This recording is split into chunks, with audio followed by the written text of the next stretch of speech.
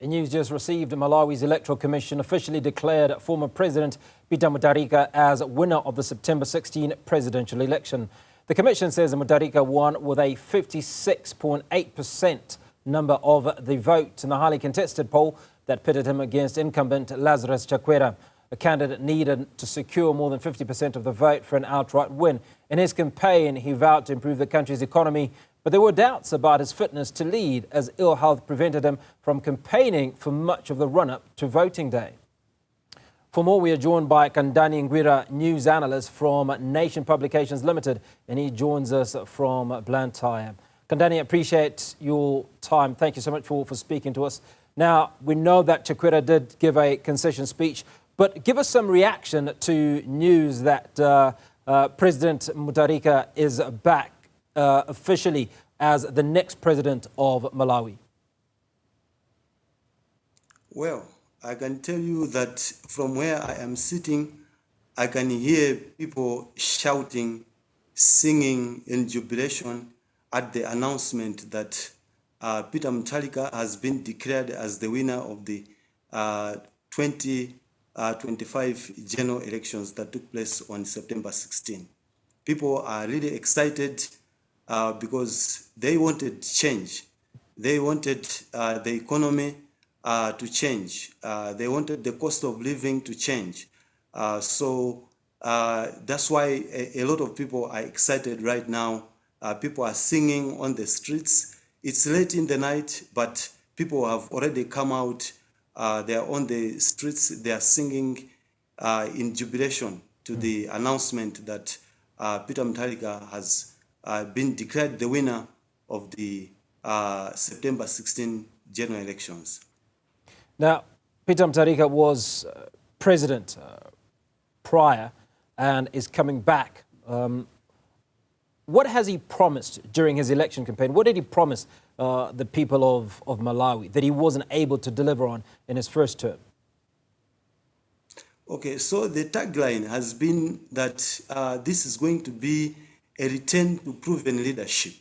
That has been the tagline, and the promise has been that he's going to stabilize the economy, he's going to make sure that people are able to afford essential commodities such as food, fertilizer, fuel, and other essential commodities. That has been the thrust of the campaign.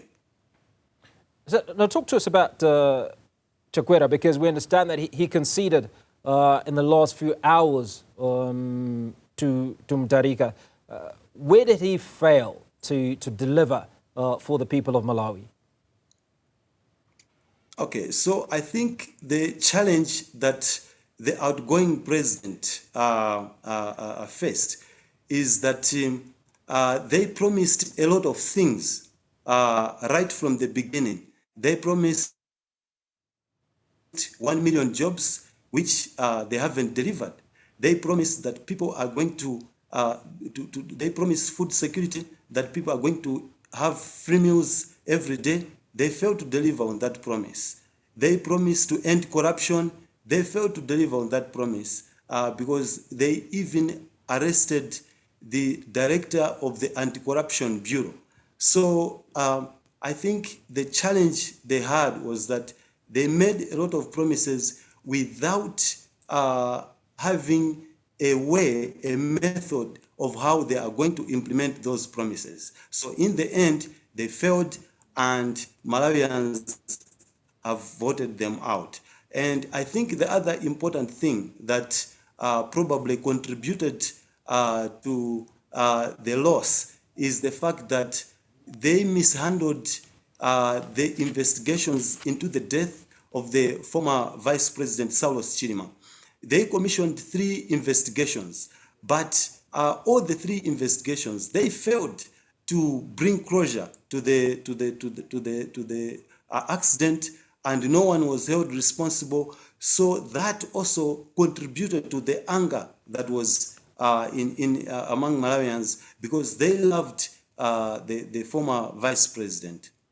Kandani, you seem to suggest from what you're telling us that this was more a protest vote than anything else. And one of the reasons that it raises this issue is because we know that Peter Mutharika has been unwell in the last few months. In fact, he was unable to do a nationwide campaign, partly because of ill health. He's now 85, but the people of Malawi still chose to vote him into office. I agree. I agree that it's more of a protest vote because looking at the voting pattern, what we have discovered is that actually Peter Mutharika got more votes in districts that were previously the stronghold of Lazarus Chakwera's MCP. So that shows that even in the areas that were previously thought to be the base for the support of Lazarus Chakwera, they did not vote for him. They opted to vote for Peter Mutharika. That shows that people were actually not happy with what was happening on the ground. So we know the struggle that the people of Malawi are going through, right? Does Peter Mutharika have what it takes to see a resurgence of the Malawi economy? What's a task? In your view, what is he expected to do in the next few months to justify being voted by millions of Malawians into office? Well, I think he has a very huge task ahead of him. First of all, he needs to stabilize the economy. He needs to make sure that the local currency stops from free fall, because the local currency has been in free fall for the last couple of years. It has lost its power like 44% in terms of devaluation. You talk of inflation. You talk of inflation. Malawi registered probably the highest inflation rates in the SADC region, around 28-30%. So these are some of the things that Malawians would want the new president to attend to. And the president also needs to bring back IMF so that it can support the economy through the extended credit facility. So these are some of the issues that he needs to attend to, and also he needs to attend to the issue of availability of forex, because the country has been unable to buy essentials such as fuel, such as fertilizer, and we are now going into the farming season. So he needs to make sure that there is enough forex in the country so that he can make fertilizer available for the farmers to produce food and also for fuel. Now, in order for Lazarus Chakwera to come into power, there was a runoff election of some sort due to irregularities, and that's going back a few years. Was this election free and fair? Have there been any complaints? We do know that Lazarus Chakwera has conceded defeat. Is the general populace happy with the way this election was conducted? Yeah,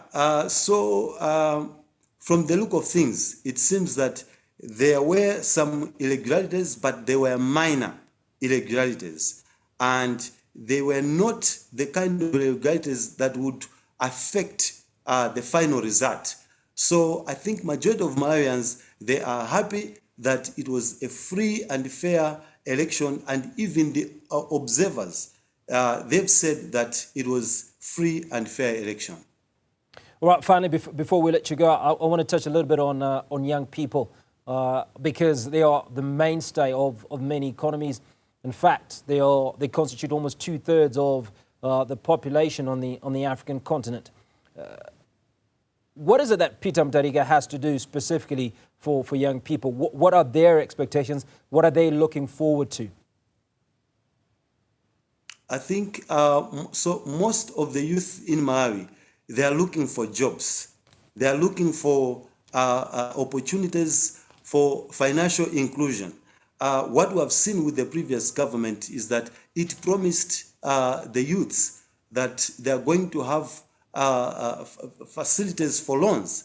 But what happened is that it was difficult for the youth to get those loans. It was difficult for the youth to get those jobs. So Peter Mutharika has a task to make sure that the youth, they have opportunities to do business, they have opportunities to express themselves, to express their talent, so that they are not idle, they are not just roofing, they are not just staying and making themselves available to do bad things.